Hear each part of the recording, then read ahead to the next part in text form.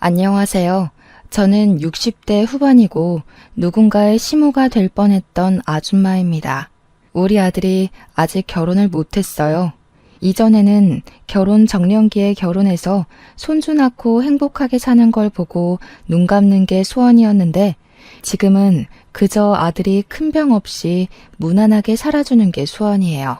당연히 어떠한 계기가 있어서 그렇게 마음을 바꿔먹은 거 맞아요. 지금도 그 아이만 생각하면 기가 막히는데 그 아이도 분명 누군가의 딸일 거란 말이죠. 자식 같아서 마치 딸이라도 생긴 것처럼 잘해줬는데 참 세상에 별사람 다 있다는 걸 깨달았어요. 눈치채셨겠지만 오늘 제 예비 며느리에 대해서 얘기를 해보려고 합니다. 아들은 늦게까지 노총각으로 있다가 나이 40살에 처음으로 결혼할 여자를 데리고 왔어요. 그 전만 해도 저는 아들이 연애를 하긴 하는 건지 결혼할 생각이 있긴 한 건지 아예 몰랐습니다.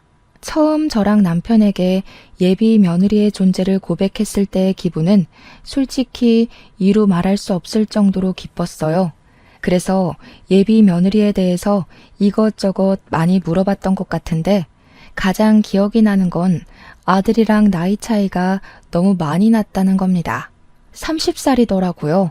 물론 여자 나이 30살이 결혼하기에 너무 빠른 것도 아니고 어떻게 보면 정년기인데 아무래도 제게 있는 아들이 40살이다 보니까 저한테는 예비 며느리가 너무 어린아이처럼 느껴지더라고요. 왠지 우리 아들에게 시집 오기 아까운 것 같기도 했습니다. 우리 아들이 10살이나 많은데도 모은 돈이 많은 것도 아니었고 집안은 고물상을 해서 생활이 대단하게 넉넉한 것도 아니었고 젊은 여성에게 자랑거리가 될 만큼 잘난 가족들이 아니었거든요. 그래서 아들이 예비 며느리를 인사시킨다고 처음 데려왔을 때 저는 반기기보단 걱정거리를 먼저 쏟아내었어요. 그럴 수밖에 없었던 이유는 어린 며느리가 아깝기도 했지만 나중에 이런 문제들로 우리 아들한테 딴말하거나 자존심을 굽힐까봐 걱정된 마음도 있었거든요. 그런데 예비 며느리는 어린 나이와 달리 생각이 조숙한 아이더라고요. 우리 아들이 노총각으로 길게 있을 수밖에 없었던 건 여자들에게 인기 있는 타입이 아니기 때문이었는데 예비 며느리는 우리 아들이 그동안 일에 열중하고 본인에게 시간을 쏟느라 연애를 못했을 뿐이라고 말을 하더라고요. 그 예쁜 말씨에 저는 예비 며느리로 고민했던 시간이 홀라당 날아가 버렸습니다. 우리 아들을 그렇게 좋게 봐주니 엄마로서 너무 고마울 따름이었어요. 아들이 결혼을 늦게 시작하는 것이 이렇게 착한 아내를 두려고 그랬나 보다 싶은 생각까지 들었습니다. 저는 이왕 결혼을 마음먹었다면 하루빨리 하는 게 좋겠다고 첫인사 때 얘기를 했어요. 상견례 날짜를 빨리 잡자고 했더니 예비 며느리가 내내 웃고만 있다가 처음으로 곤란한 얼굴을 하더라고요. 그러다 하는 말이 자기 부모님이 먼 섬에 있다고 상견례가 어려울 것 같다고 하는 겁니다. 그러니? 그래도 상견례 때 아니면 언제 제대로 인사하고 대화를 해보겠어. 사돈 쪽에서 영 시간이 안 되면 내가 시간 낼 수 있으니 우리 바깥 양반이랑 같이 섬에 가면 돼. 네? 그렇게까지 안 하셔도 되는데 괜히 제가 피해주는 건 아닌가 몰라요. 상황이 여의치 않으면 상견례 안 하는 집안도 덜어 있다고 해서 그럴 생각이었거든요. 그럴 수가 있나. 식구들 사이에 당연히 상견례는 해야지. 하루만 시간 내달라고 해. 우리가 섬에 찾아가겠다고. 제가 계속 괜찮다고 나는 시간 많고 여유 많다고 했더니 예비 며느리가 끝내 감사하다며 그럼 날짜를 잡아보겠다고 했습니다. 그리고 그때부터 아들과 예비 며느리는 저희 집에 자주 들렀어요. 예비 며느리는 이미 며느리라도 된 것 마냥 집에 올 때마다 이것저것 나서서 하려고 했습니다. 제가 아무리 쉬라고 해도 굳이 제 뒤를 졸졸 따라다니면서 살림을 자처했어요. 어머님, 제가 할게요 하면서 돕는 모습이 얼마나 고맙고 예뻤는지 모릅니다. 원래 애들이 예쁘면 뭐 하나 더 해주고 싶은 게 어른들 마음이잖아요. 제가 예비 며느리를 볼 때면 딱 그런 생각이 들어요. 젊은 사람이 예의도 바르고 행동도 선하고 얼마나 기특합니까? 그래서 저는 언젠가부터 예비 며느리가 좋아하는 음식을 먹이고 좋아하는 반찬을 만들어 싸주었어요. 예비 며느리가 혼자서 자취를 하는데 젊은 사람이 자취하면서 밥을 옳게 해먹기나 하겠습니까? 배달이나 포장 음식만 시켜 먹기 다반수지 돈 벌면서 내 밥 스스로 해먹는 거 참 쉽지 않을 거거든요. 게다가 예비 사도는 섬에 있어서 멀리 타지 생활하는 예비 며느리를 못 챙겨줄 거란 말이죠. 그러니 제가 어디 예비 며느리를 그냥 지켜볼 수만 있겠습니까? 앞으로 우리 식구가 될 아이니 잘 먹이고 잘 지내고 싶어서 저는 꼬박꼬박 반찬을 챙겨줬어요. 그때마다 예비 며느리는 항상 눈물을 흘릴랑 말랑하면서 감사 인사를 해줍니다. 타지 생활하면서 부모님 못 뵌 지 오래됐는데 어머님이 계셔서 정말 좋아요. 저 정말 시집 잘 올 것 같아요. 저 무조건 합가할 거예요. 어머님 옆에서 살면서 어머님께 효도할게요. 그땐 우리 아들보다 10살이나 어린 예비 며느리가 왜 그렇게 안쓰러웠는지 모르겠어요.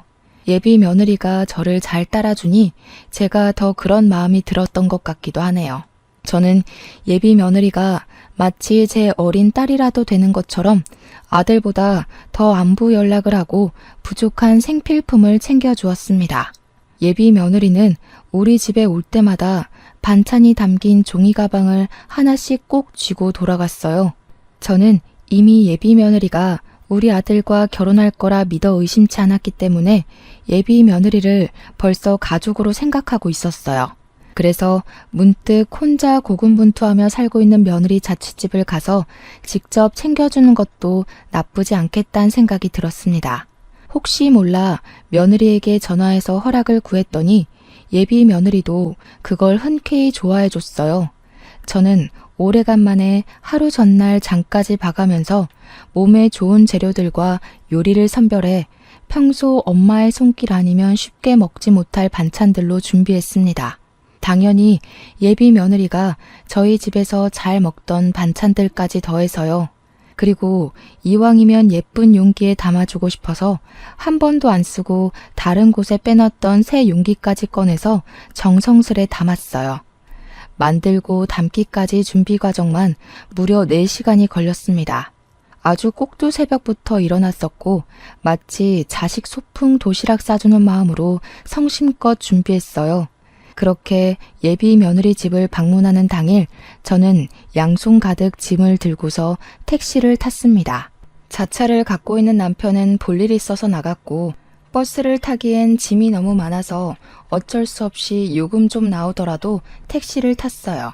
제가 반찬을 꾸준히 줬기 때문에 그것들이 소량 정도 남아있겠지만 아마 거의 다 먹었을 겁니다. 말 그대로 소량으로 줬거든요. 예비 며느리 집 앞에서 차를 내리고 엘리베이터를 타려고 하니 예비 며느리가 마중을 나왔어요. 제가 택시에서 연락을 한번 했었거든요.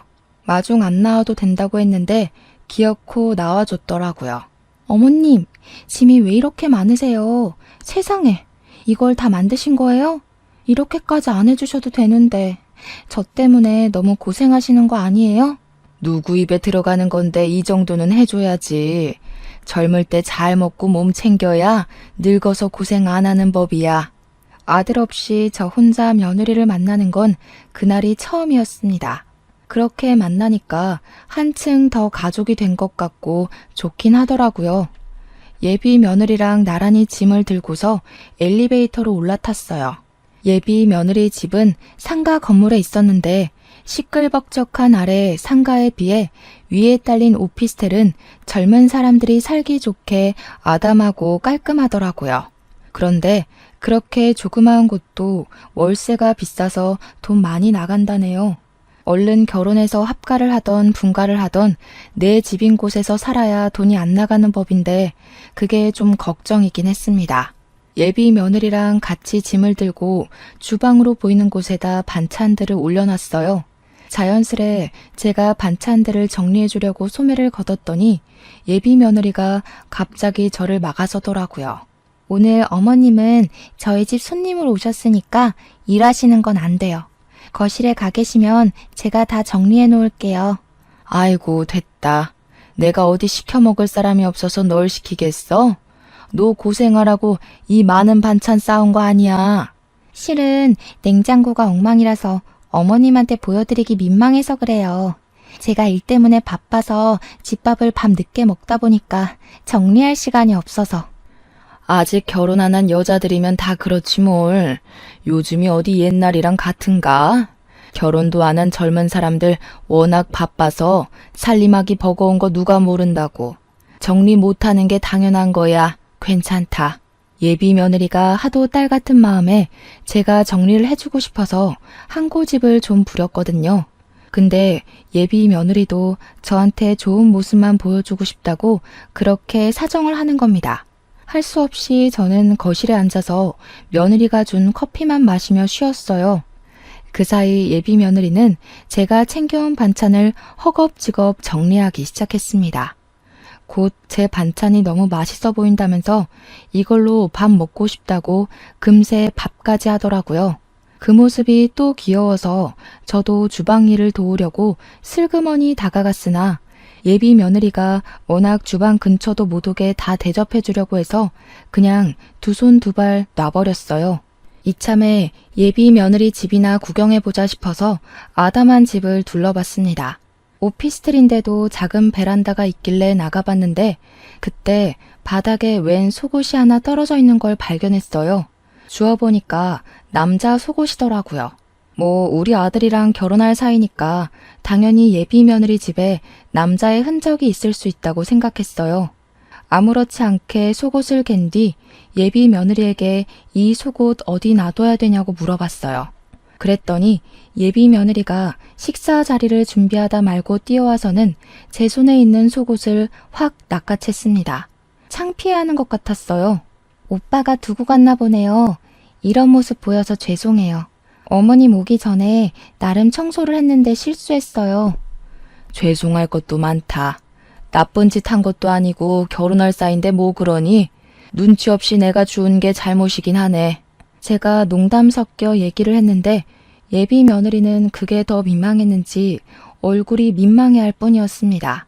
저는 그렇게 예비 며느리와 사이좋게 식사를 하고 차 한잔한 뒤 돌아갈 준비를 했어요. 가기 전에 예비 며느리에게 혹시 다 먹은 반찬통 있으면 달라고도 했습니다. 아, 반찬통이요. 아직 다 먹질 못했어요. 거의 다 먹어가는데 제가 씻어서 직접 갖다 드릴게요. 그러니? 그럼 괜히 혼자 고생하게 다 들고 오지 말고 우리 아들한테 실려보내라. 오늘 즐거웠어. 다음에 오면 외식하자. 반찬통 챙겨갈 거라고 따로 주머니도 챙겨왔는데 저는 할 수 없이 빈손으로 신발을 신었습니다. 단화를 신고 나와서 그런지 구두 주걱이 필요해서 두리번거리다가 신발장을 열었어요. 그러자마자 위에서부터 우르르 쏟아지는 신발 때문에 깜짝 놀라서 나자빠지고 말았습니다. 예비 며느리 또한 놀라서 황급히 저를 부축해 주었어요. 위험한 물건들이 아니라서 딱히 어디 다친 곳은 없었는데 무슨 신발이 그렇게나 많은 건지 보니까 여자 남자 신발이 뒤죽박죽 섞여 있더라고요. 신발이 뭐가 이렇게 많니? 누가 보면 신발 장사하는 줄 알겠다. 이거 다 너랑 우리 아들 신발이야? 아, 그런 건 아니고 남동생 신발도 같이 있어요. 한 번씩 남동생이 집에 와서 자고 갈 때가 있거든요. 막상 신발 사도 신던 것만 신었더니 이렇게 쌓인 줄도 몰랐네요. 이 좁은 집에 들락거리는 사람이 셋이나 되는 거면 신발이 그렇게나 많을 만도 하다고 생각을 했어요. 신발 많은 게 뭐 별 대수로운 일도 아니니 그러려니 넘어갔던 부분이었죠. 그리곤 배웅을 해주겠다는 예비 며느리의 배려를 거절한다고 엘리베이터 앞에서 사이좋은 실랑이를 벌인 뒤에 겨우 혼자서 1층으로 내려왔습니다. 배웅은 엘리베이터 앞까지 받았으면 됐지 뭐하러 택시 타는 것까지 봐주겠어요. 집 밑에 내려온 저는 홀가분해진 손으로 먼지 둘러쓴 옷을 털어내고 택시를 탈지 버스를 탈지 고민했습니다. 그러다 상가에 파는 김밥이 눈에 들어오더라고요. 남편이 김밥을 좋아하는데 나온 김에 오랜만에 사서 먹어볼까 하는 마음으로 김밥집에 들어갔습니다. 김밥 5줄을 구매하는데 한 30분 걸렸던 것 같아요. 손님도 많았고 배달도 많은 곳이었거든요. 그리 오래 앉아있다가 김밥 담긴 검은 봉지를 가방에 넣으며 매장을 빠져나왔습니다. 그 순간 예비 며느리가 손에 쓰레기 봉투를 들고서 엘리베이터를 내리는 걸 봤어요. 아는 체 하려고 했는데 예비 며느리가 누구랑 통화를 하면서 뒷문으로 나가길래 바빠 보여서 내버려 뒀습니다. 그런데 그 순간 예비 며느리 뒷모습과 함께 제 눈에 보인 쓰레기 봉투 속 용기들. 그건 제가 방금 며느리 집에 올려다 주고 온 반찬통이었습니다. 너무 순식간에 지나갔던 상황이라 착각했을 수도 있다고 생각했어요.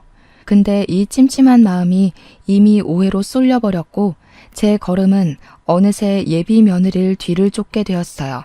뒷문으로 나갔더니 그곳은 상가랑 오피스텔이 같이 쓰는 소각장이었습니다. 그곳에는 예비 며느리 혼자 있었는데 잠시 후 예비 며느리가 들고 있던 쓰레기 봉투를 쓰레기 더미로 던져버리더라고요. 당연히 쓰레기 봉투니까 쓰레기통에 버렸겠죠. 문제는 쓰레기 봉투 속 내용물이란 거예요. 그도 그럴 것이 예비 며느리가 전화기에 대고 하는 말은 제게 오해의 소지를 확신시켜 주었는데요. 더럽게도 많이 싸웠어.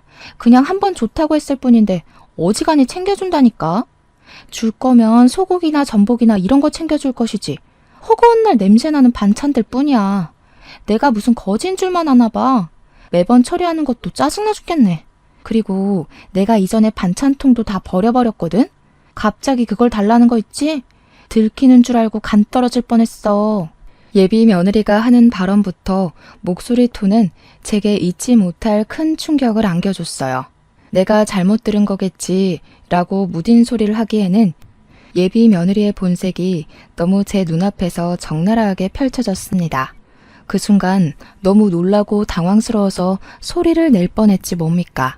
여태껏 제 눈에 예비 며느리는 당연히 선하고 여리고 아이 같기만 했었어요.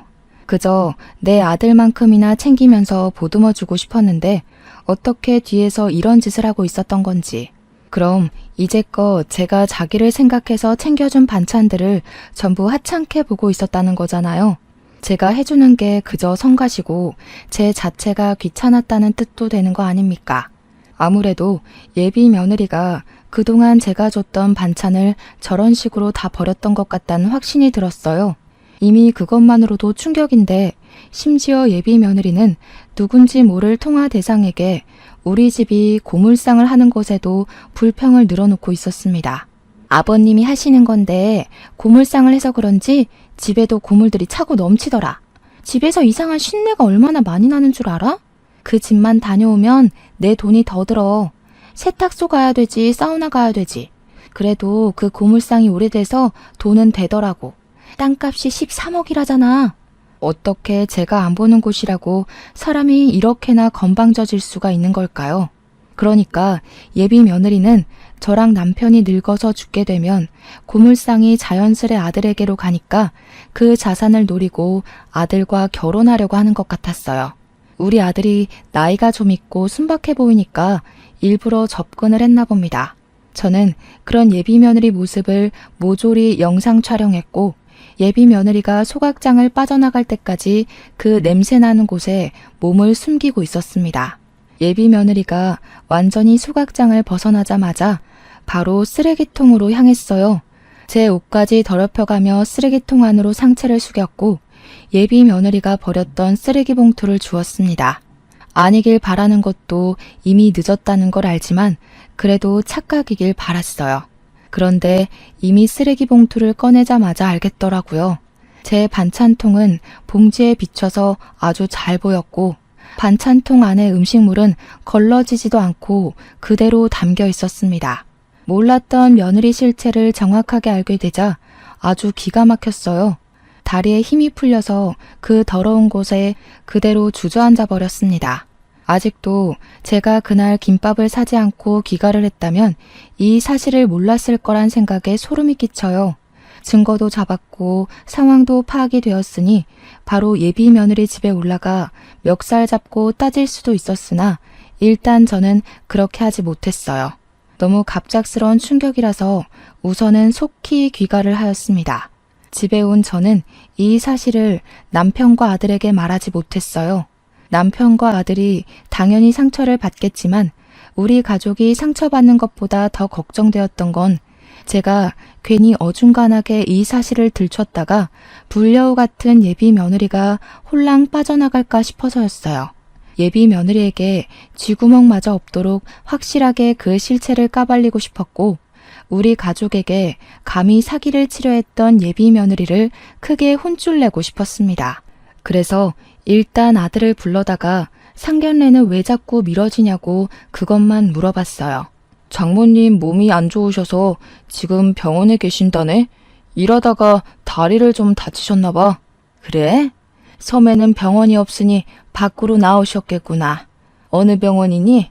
엄마가 시간 되면 병문안 한번 가볼까 하는데. 그런 거 불편해 하신다더라. 안 그래도 내가 가보려고 했거든. 여자친구한테 물어봤는데 아직 상견례도 안 한 사이라 그런 건 좀 부담스럽다네. 상견례 일정 안 잡고 계속 미룬 사람이 누군데 그런 핑계를 댔는지 모르겠습니다. 예비 며느리가 어떤 앤지 몰랐다면 예비 사돈 사고 소식에 저도 심장이 철렁했을 거예요. 예비 며느리 걱정으로 밤 지새우며 쓸데없이 또 이것저것 더 챙겨주려고 했겠죠. 근데 제가 예비 며느리의 끔찍한 이면을 봐버렸잖아요. 예비 며느리가 어떤 앤지 알게 된 이상 예비 사돈이 다쳤다는 것도 믿지 않았고 상견례를 미루는 것도 분명 사기치려고 그런다는 걸 확신할 수 있었습니다. 저는 이 여시 같은 예비 며느리를 어떻게 손을 대야 확실하게 떼어놓을 수 있을지 고민했어요. 머리 싸매고 며칠간 고민하며 시간을 보낸 뒤 저는 또 반찬을 준비했습니다. 이번에는 유독 더 냄새가 많이 나는 젓갈, 김치, 장아찌 등등으로 챙겼어요. 그리고 오랜만에 저녁 먹자는 이유로 아들과 예비 며느리를 집으로 불렀습니다. 집에 당도한 예비 며느리는 여느 때처럼 얼굴에 철판 깔고 싱글벙글 잘도 웃었어요. 저녁 식사 준비에도 항상 그랬듯 제 곁을 졸졸 따라다니면서 적극적으로 며느리 노릇을 했어요. 남편이랑 아들이 거실에서 고기를 굽고 있고 저는 채소를 씻는다고 예비 며느리랑 둘이서 주방에 있었습니다. 예비 며느리를 계속 보는데 제가 실체를 알고 있어서 그런지 사근사근 웃는 얼굴이 주먹을 날리고 싶게 생긴 줄은 그날 처음 알았어요. 둘만 있는 그 장소에서 저는 한번 물어나 보고 싶더라고요. 진짜 돈 때문에 이 피곤한 짓을 하는 거냐고 말이죠. 어머니가 아프시다고 들었는데 신경 많이 쓰여서 피곤하겠다. 그럼 결혼은 계속 미뤄지겠네. 혹시나 해서 말인데 우리 아들이랑 결혼할 생각은 있는 거지? 만약 고민돼서 상견례 미루는 거면 아들한테 맞선이나 시켜줘 볼까 해서. 네? 맞선이라뇨. 엄마 그렇게 크게 다친 거 아니라서 몇 주만 시간 주시면 상견례 날짜 잡을 수 있어요. 저 말고 다른 며느리를 생각하고 계셨던 거예요? 정말 서운해요. 그럴 리가 있니? 내가 널 빨리 식구로 만들고 싶은 마음에 조급해서 말이 헛나가 버렸네. 너처럼 올곧은 젊은 애 찾는 게 쉽지 않아. 요즘 애들은 워낙 입맛도 까다로워서 돈 주고 사 먹는 거 아니면 입에도 안 된다더라. 저번에 기사에 어떤 며느리가 시댁에서 싸준 명절 음식을 바로 갖다 버렸다지 뭐니. 그 기사를 보고 너무 소름이 돋았다고 몸을 한번 흔들어줬더니 예비 며느리는 철판을 단단히 깐 건지 뻔뻔하게 같이 욕을 해주더라고요. 어른들 성의를 무시하는 그런 사람들이랑 자기는 다르다면서 얼굴색 하나 안 바뀌고 거짓말을 하는 거 있죠. 그걸 보니까 예비 며느리가 우리 집에 들어온다면 어떤 사람이 될지 선명하게 보이더라고요. 그 뒤로 저는 밥을 먹는 내내 예비 며느리와 눈을 안 마주쳤습니다. 예비 며느리의 가짜 웃음을 계속해서 보면 체할 것 같았거든요. 그렇게 저녁 자리가 마무리되고 예비 며느리와 아들이 자리를 떠날 준비를 했어요. 저는 검은 봉지로 둘둘 싸놓았던 반찬들을 예비 며느리에게 건넸습니다. 예비 며느리는 여느 때와 같이 환하게 웃으면서 제게 둘도 없는 선물을 받은 것처럼 기뻐했어요. 어머님은 제가 좋아하는 걸 어쩜 그렇게 잘하세요? 저희 엄마도 제 입맛은 못 맞추는데 어머님 솜씨가 대단하긴 한가 봐요. 어머님 덕분에 이번 주도 든든하게 먹고 출근할 것 같아요. 정말 감사해요. 그래, 집 가는 길 조심하고 도착하면 꼭 연락 주고 아들이 좋아하는 반찬도 넣었으니까 둘이 같이 있을 때도 잘 챙겨 먹어. 예비 며느리랑 아들은 기분 좋게 돌아갔어요. 그리고 저는 빠르게 방으로 가서 겉옷을 걸쳤습니다. 남편한테 부탁해서 얼른 애들 뒤를 쫓길 부탁했어요. 남편은 제 제안을 어리둥절해 하면서도 제가 너무 급해 보이니까 일단은 제 부탁을 들어줬어요. 빠르게 움직인 탓인지 다행히 아들 차를 놓치지 않았어요. 아들은 예비 며느리를 집에 데려다 준다고 운전해서 가던 중이었습니다. 그런데 도중에 예비 며느리가 화장실 가고 싶다고 한 건지 아들 차가 휴게소로 들어가더라고요. 제 부탁으로 남편은 아들 몰래 아들 차 주변으로 주차를 해줬어요. 남편이 옆에서 계속 뭐 때문에 이러냐고 물었지만 저는 그저 차에서 내린 애들만 보느라 정신 팔렸어요. 아들이 먼저 차에서 내리고 예비 며느리가 따라 내리는데 아들은 며느리의 부탁을 받고 커피를 사러 가는 듯 했어요. 그리고 그때였습니다. 예비 며느리가 아들 가는 뒷모습만 가만히 보고 있더니 몸을 숙여 차 안에서 뭘 꺼냈어요. 그건 다름 아닌 제가 줬던 반찬 봉지였습니다. 그때부터 제가 동영상을 켜고 며느리를 쫓아갔어요. 남편이 저를 따르면서 뭐 하는 거냐고 계속 물었지만 당장 설명해 줄 시간이 없어서 일단은 그저 예비 며느리만 지켜보라고 당부했어요. 그리고 그 순간 예비 며느리는 커피를 기다리고 있는 아들 눈치를 한 번 더 보더니 화장실 앞에 놓인 휴게소 쓰레기통으로 제가 준 반찬 봉지를 통째로 버렸습니다. 아무 일 없었던 척 바로 화장실을 들어가 버리길래 저는 그대로 영상을 종료하고서 남편을 데리고 차로 돌아갔어요. 남편도 예비 며느리가 손에 쥐고 있는 게 제가 준 반찬이라는 걸 알아서 자기가 본 게 무엇인지 많이 혼란스러워했습니다. 남편 또한 예비 며느리를 좋게 보고 있어서 아들 결혼할 때 집 한 채 해주려고 했었거든요. 공동 명의로 말이죠. 놀란 채로 제게 되묻고 있는 남편에게 저는 그제야 설명을 해주었어요. 이 불려우 같은 게 우릴 속였더라고. 여태까지 내가 줬던 음식을 저런 식으로 다 버린 거 있지? 처음에 보고 얼마나 놀랐는지 모른다니까. 하도 기가 막혀서 생각도 안 나려고 하네. 남편은 당연히 제 말을 쉽게 믿지 못했어요. 아까 예비 며느리의 행실을 두 눈으로 보긴 했지만 그래도 그동안 쌓인 예비 며느리의 좋은 이미지가 너무 많아서 선뜻 함부로 판단할 수 없는 것 같은 눈치였습니다. 그때 차로 복귀한 아들과 예비 며느리가 출발했어요.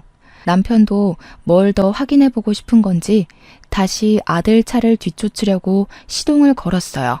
저는 그런 남편을 저지시키며 더 이상 따라가지 않아도 된다고 말했습니다. 도대체 방금 그게 뭐야? 애가 왜 당신이 준 음식을 버려? 안 되겠어.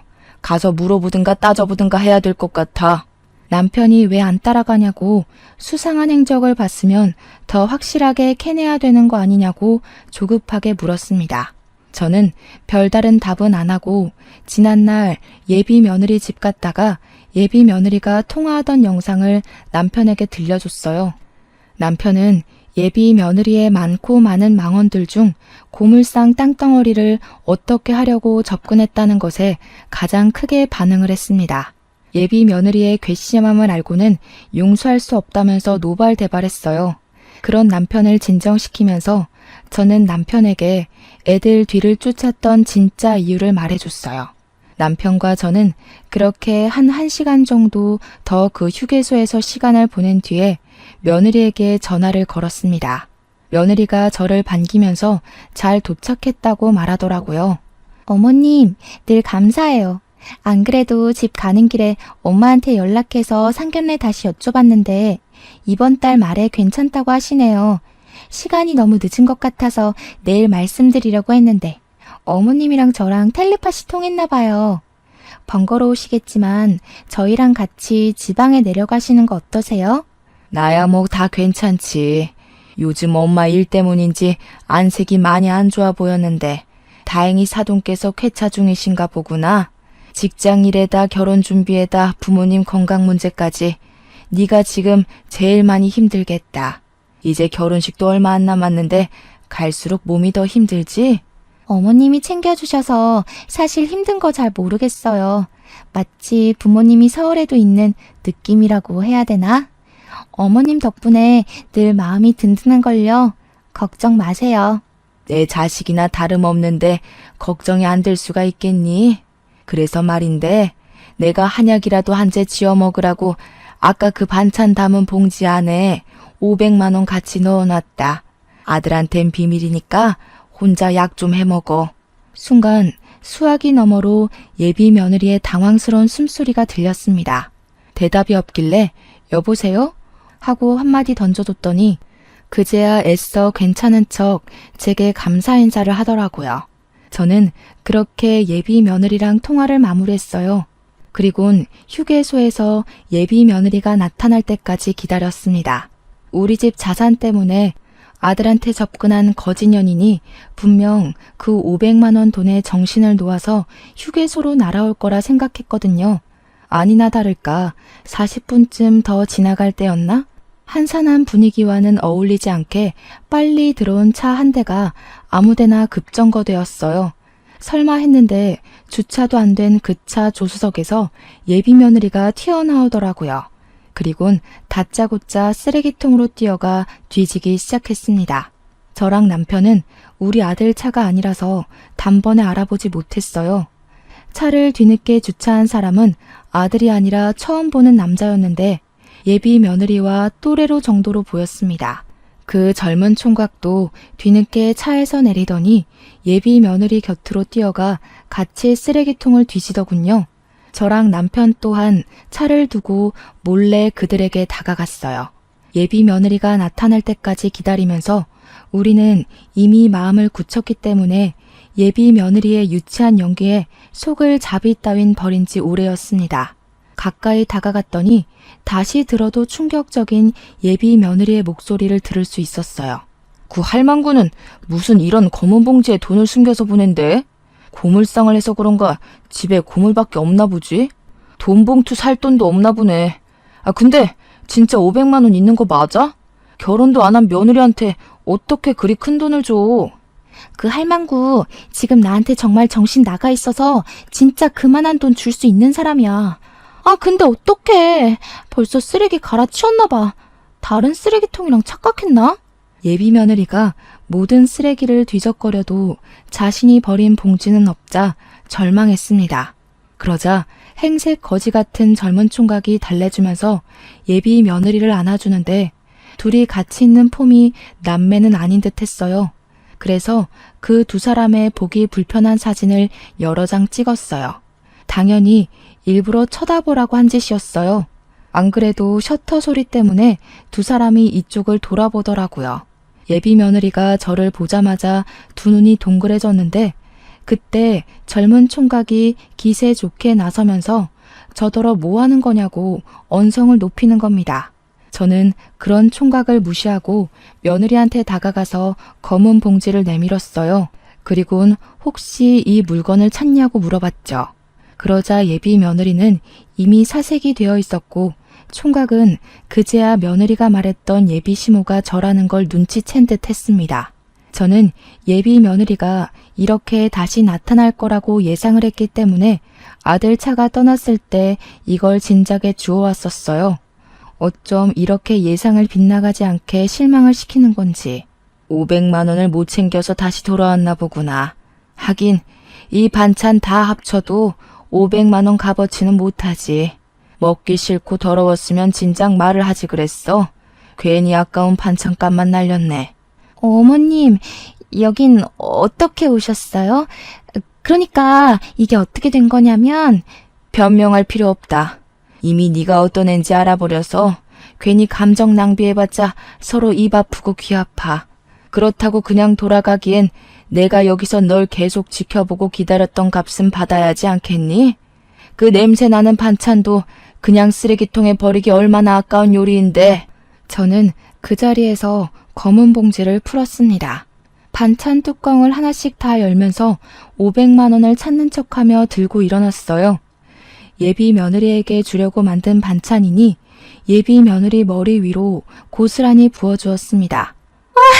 뭐 하시는 거예요? 대체 왜 이러시는 건데요? 그래요. 실수 좀 했어요. 다른 거 버리려고 했는데 착각해서 그걸 버린 거라고요. 제 상황 묻지도 않고 이러시면 안 되죠. 여기서 내가 네 입장을 더 이해해야 된다는 거니? 내가 좋은 마음으로 갖다 바친 것들은 입도 안 대고 내다 버린 거 모를 줄 알아? 500만 원 있다는 것도 뻥이다. 네가 돈에 미쳐서 그거 찾으러 올 것 같길래 미끼 좀 던져본 거야. 이렇게 덥석 문 물고기를 보고도 내가 오해했다고 우길래? 예비 며느리는 자신이 숨겨온 실체를 들켰단 걸 눈치챘어요.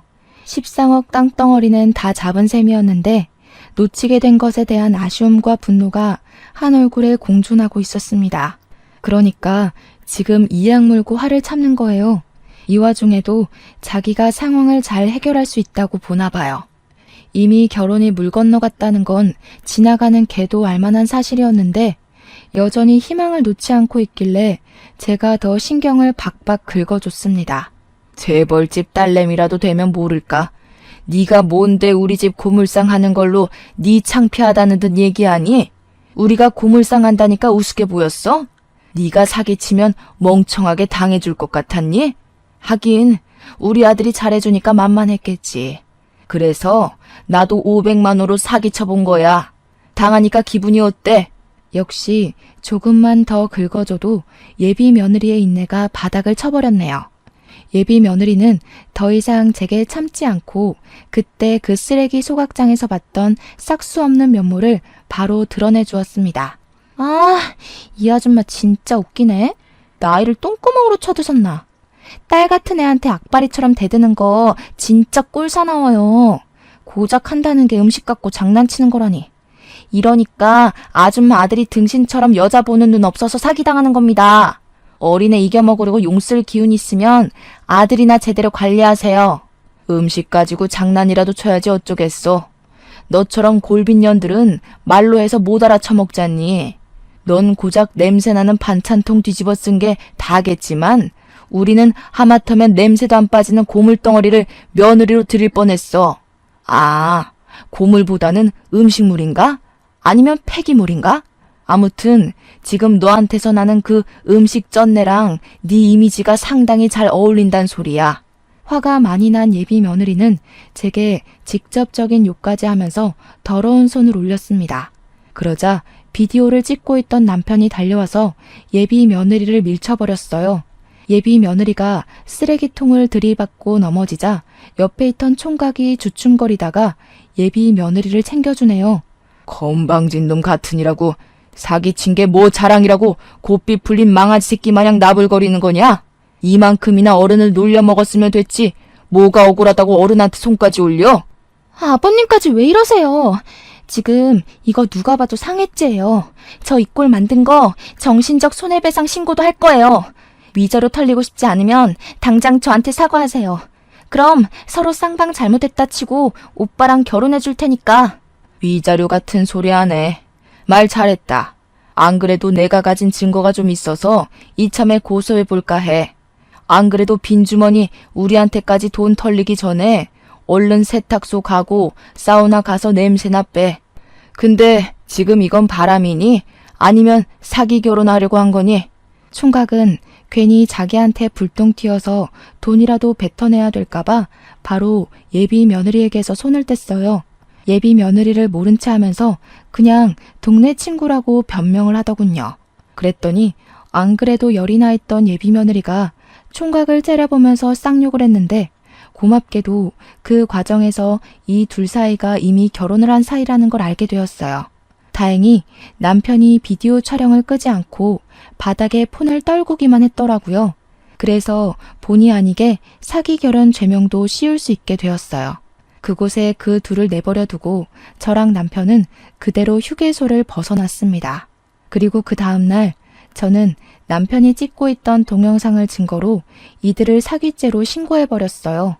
그런데 예비 며느리 측에서도 기를 쓰고 우리를 골탕 먹이고 싶었나 봐요. 거기서 우리 아들을 상간남으로 소송하려고 했지 뭡니까. 변호사 말을 듣기 전까지는 그 소식을 알고서 심장이 철렁 내려앉았었어요. 그러나 변호사가 말을 하길 우리 아들이 그들의 혼인관계를 전혀 모른 채 일방적으로 사기를 당했기 때문에 그들이 소송한 상간소송은 기각될 거라고 했습니다. 결혼을 전혀 시작도 안 했는데 이렇게 진이 빠지는 일인 줄 몰랐네요. 그 망할 년을 정리하고 나니까 얼마나 기운이 빠지던지. 소송이 끝나고 한동안은 늦잠을 엄청 잤습니다. 제 결혼을 준비했을 때만 해도 이 정도로 신경을 기울이진 않았거든요. 아무튼 저 그리 나쁘게 살지는 않았다고 자부했는데 하필 그 많고 많은 며느리감 중에서 왜 하필 제게 이런 몹쓸 며느리가 찾아온 건지 모르겠습니다. 그래도 저랑 남편도 예비 며느리로부터 상처를 많이 받았지만 무엇보다 심하게 상처받은 건 당연히 아들일 거예요. 그렇잖아도 아들이 소송 진행하는 내내 저랑 남편한테 죄송하다는 말만 하면서 기가 확 죽어 있었거든요.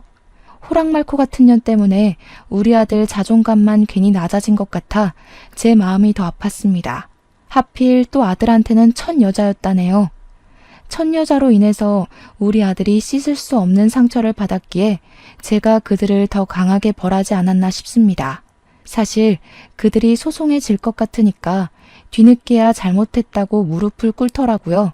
두 손 두 발 나만하지 않게 싹싹 빌었는데 그 와중에 예비 며느리가 무릎으로 기어가 우리 아들의 다리를 붙들고 애원을 하는 겁니다. 그걸 제가 발로 차버렸어요. 하비는 꿈도 꾸지 말라고 말해준 뒤 제 아들을 데리고 나왔죠. 그 일이 어느덧 5개월 전입니다. 우리 아들은 제법 직장과 집을 오가면서 일상을 회복해가고 있어요.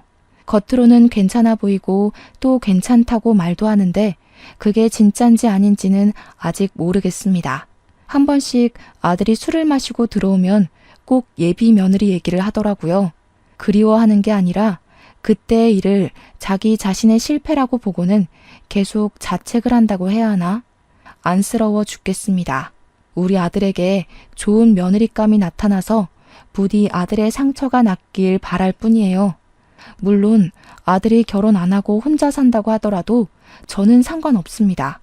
그저 아들이 행복하게 지낼 수만 있다면 아들의 인생에 관여하지 않을 거예요. 자녀를 둔 분들은 다 저 같은 마음이겠죠? 제 사연은 여기까지입니다.